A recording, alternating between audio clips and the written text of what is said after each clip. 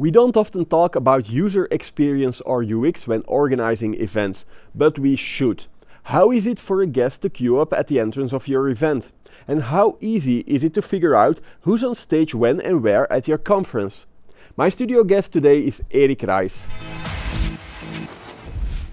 Hi Erik, welcome to our studio. Well, thank you. Hi, Kevin. It's a pleasure to be here.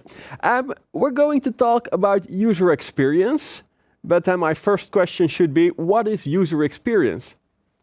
That's a very good question because there are lots of definitions out there, and they all kind of boil down to, happy customers buy more.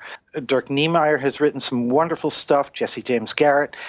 The problem, I think, is that the business community gets a little confused because either, we kind of state the obvious, happy customers buy more, or we get down into some very, very tactical things like, oh, this is how you do wireframes, and this is how you do something else.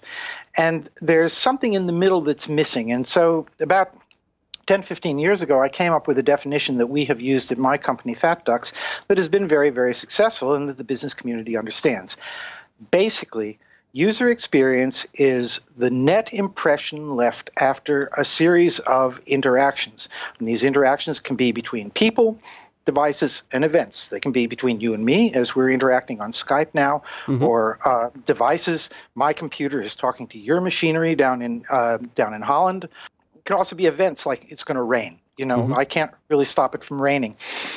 But anyway, the net impression after all of these things. And so if you start to chart out these touch points or interactions or whatever you want to call them, then you'll discover that there are things that are important for the business and there are things that aren't important for the business. And there are things that you can do something about, and there are other things that you can't do anything about. And if you chart them out on an axis, you say, well, this is the stuff we can do, this is stuff we really don't have control over, this is important to the business, this isn't very important for the business. If you're not doing the stuff up in that corner there, you're not really doing user experience. But the business community understands that, and even though it's a subjective sort of, this is more important than that, the point is that you can start to make an action plan and say, all right, this is stuff that we need to be working on.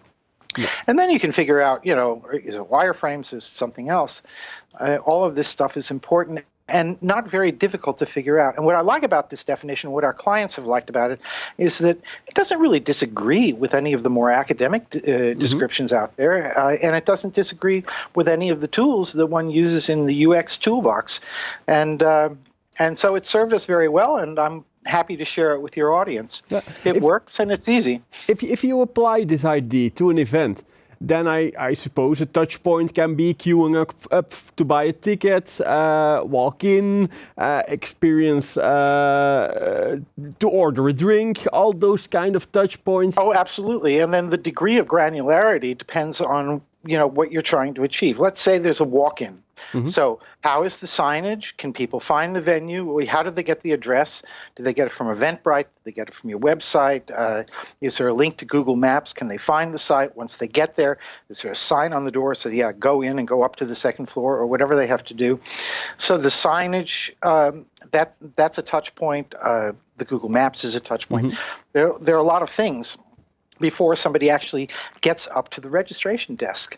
And then the next thing is, all right, are you going to write them a badge by hand, or do you have a printer so that you can make a nice badge that looks like all the other badges? All of these are touch points, and many of them are controllable. The whole point of talking about user experience is, of course, that you want to improve the user experience on your event.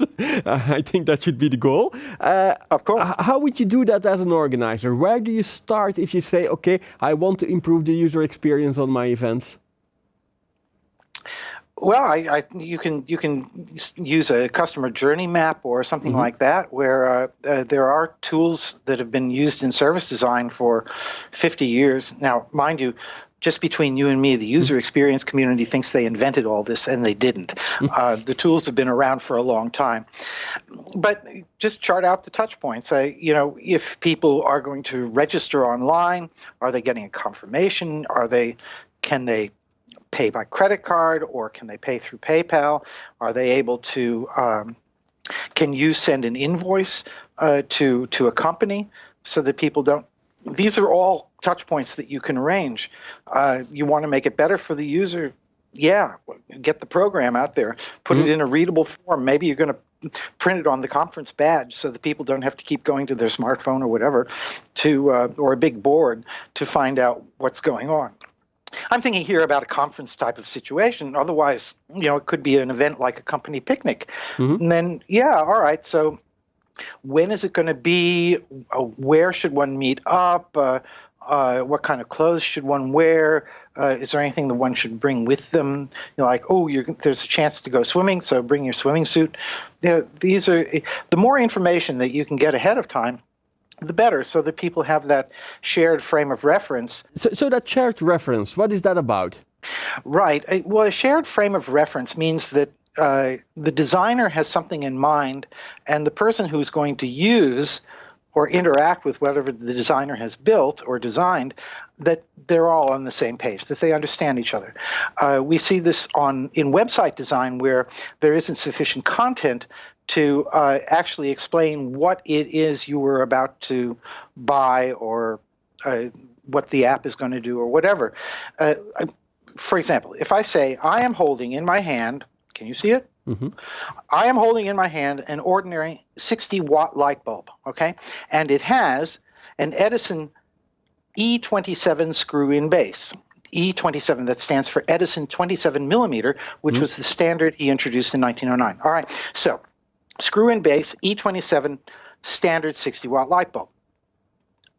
Do you know what I'm holding in my hand? Yeah, the light bulb, yeah. Yeah. Okay, good. So we're on the same page, right? We have a shared frame of reference? Okay, good. What color is it? See, the thing is it red, green, blue, clear, frosted? Is it 110 volt? Is it 220 volt? Is it burned out? There are all kinds of things that I didn't tell you about that light bulb. And so we don't really have a shared frame of reference. I tricked you into thinking that we had one. I'm going to put the light bulb down. I tricked you into thinking that we were on the same page. And I gave you a lot of information about the E27, and which is all true, except it's not really all that relevant.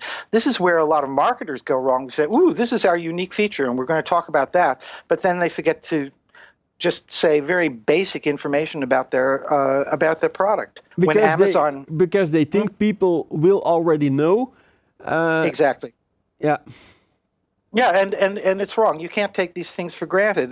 There have been all kinds of studies the last 10, 15 years that long content outsells short content, and that the better your description, the more you will sell.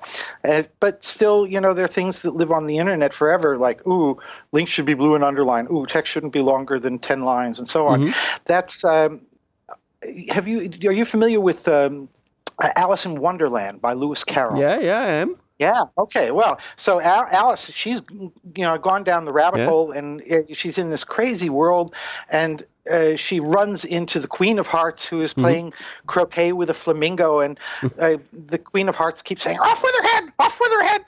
And Alice is very flustered, and the King of Hearts says, "Look, where did you come from?" And Alice stammers and stutters, and the King of Hearts said, "Now, calm down. You start at the beginning, and then you go on until the end, and then you stop." And that's how long web content should be. You tell your story. And there are too many companies that don't tell their story. And in terms of events, also, what's the event about? What is the purpose? What kind of people are going to be there? What is the program? When is it going to start? All of these things are important to establishing that shared frame of reference. If you're going to arrange a picnic and people are going to be outdoors, then if there's a chance it rains, I live here in Denmark, where we have 161 rain days a year. You have an umbrella by default. Have an umbrella by the phone. If you're going to arrange something outside, you at least have to have a plan B, that people can go indoors, or their pavilions set up in the garden so that people can get out of the rain, or umbrellas if they're going to go for a walk through the woods, whatever. But you have planned for something perhaps going wrong. And certainly, rain at a picnic is kind of a big deal. So that's something that certainly you should think about. In terms of a speaker not showing up, yeah, it's good to have a plan B, to at least understand that you may have to rearrange the order. For example, find a speaker who is there, who is willing to do their talk earlier, maybe extend the lunch hour. There are a lot of ways that you can do it, but you don't want to have to be thinking about this thing at the very last minute.